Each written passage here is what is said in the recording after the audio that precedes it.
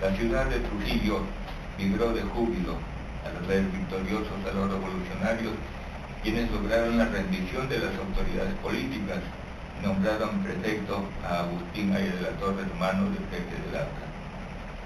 Durante 3 días se escenificaron los combates con las fuerzas de mar, tierra y aire que envió el gobierno, actos de arrojo, de valentía y gallardía de los jóvenes y hombres maduros mantuvieron a raya al ejército. Un joven del Colegio Nacional de San Juan causó muchas bajas a la tropa en la célebre Alameda de Mansiche, ahí refugiado en unos picos que ahora todavía se conservan, aunque ya troncos solamente. Otros hicieron lo propio en la Floresta, un sector también de Trujillo. El Rata, un pariente nuestro, o mi tío para ser exacto, Víctor Mureña, se convirtió en el estratega de la resistencia en la Campiña de Moche, de esa cuna, como decíamos, de la civilización muchi. Alfredo Tello Salavarría asumió la responsabilidad de ordenar a los revolucionarios en bastiones de resistencia contra el mayor número de fuerzas del gobierno, mejor equipadas, se apoderaban de la ciudad. Al fin Trujillo cayó en manos de la tropa y se declaró el estado de sitio para evitar la huida de los revolucionarios. La historia oficial pretendió culpar a los apristas de la matanza de los oficiales recluidos en la cárcel, hecho sangriento que el tiempo se encargó de esclarecer, pero fue pretexto para llevar a cabo la matanza más brutal de miles de apristas y simpatizantes del partido. Trujillo vistió luto por mucho tiempo en memoria de sus muertos de Chanchán, esas célebres ruinas que el rey ha visitado también, que son restos arqueológicos de los Chimús. Héroes que reclaman ser rescatados del olvido, pues el acontecimiento marcó un hito en el recorrido de la historia del Perú. En su memoria reclamamos que el APRA se democratice, y no podemos entender democracia sin la participación de las bases del Partido Aprista Peruano. Nosotros decimos, ¿cómo piensan participar en la democratización del Perú si previamente no se democratiza el instrumento de ese proceso? Estamos contra el manejo del partido, como está pasando ahora, como una cosa subsidiaria de una cúpula que es la que, sin haber tenido el mandato de las bases, usurpa la representación del partido. Asimismo reclamamos que se haga un memorial, o sea, un monumento en memoria de los mártires de Chanchán, porque no se puede echar tierra sobre la historia sepultando a quienes tuvieron el valor de ofrendar su vida en aras del ideal. El reto está allí, hay que retomarlo para hacerlo marca.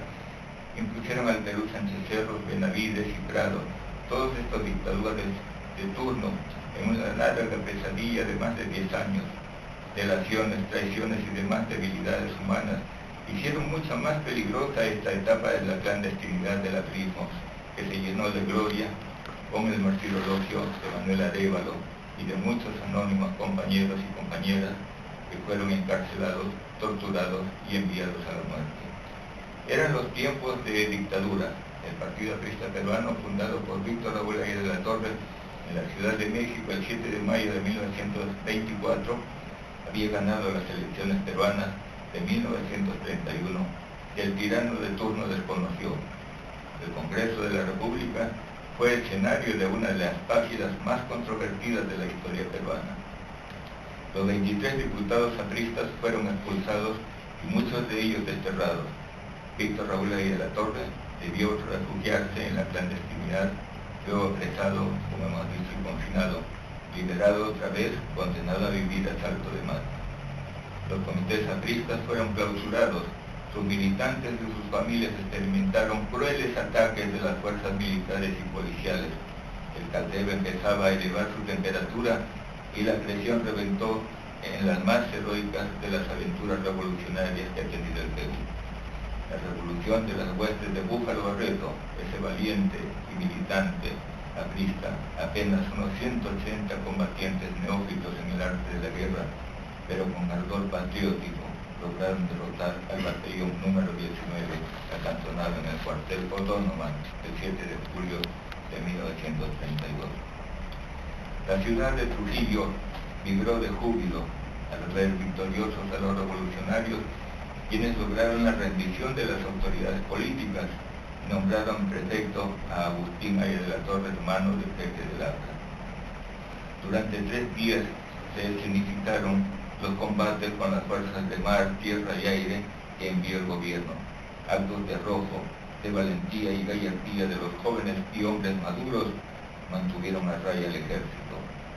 Un joven del Colegio Nacional de San Juan causó muchas bajas a la tropa en la célebre Alameda de Mansiche, ahí refugiado en unos picos que ahora todavía se conservan, aunque ya troncos solamente.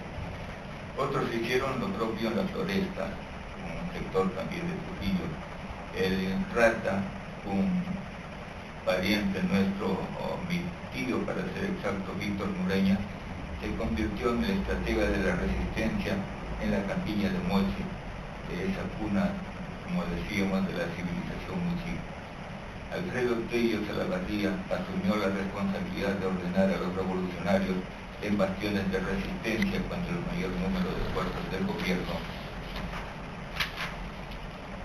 mejor equipadas, se apoderaban de la ciudad.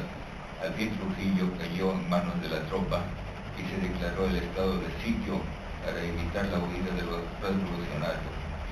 La historia oficial pretendió culpar a los apristas de la matanza de los oficiales recluidos en la cárcel, hecho sangriento que el tiempo se encargó de esclarecer, pero fue pretexto para llevar a cabo la matanza más brutal de miles de apristas y simpatizantes del partido. Trujillo vistió luto por mucho tiempo en memoria de sus muertos de Chanchán, esas célebres ruinas que el rey ha visitado también, que son restos arqueológicos de los chimús. Héroes que reclaman ser rescatados del olvido, pues el acontecimiento marcó un hito en el recorrido de la historia del Perú.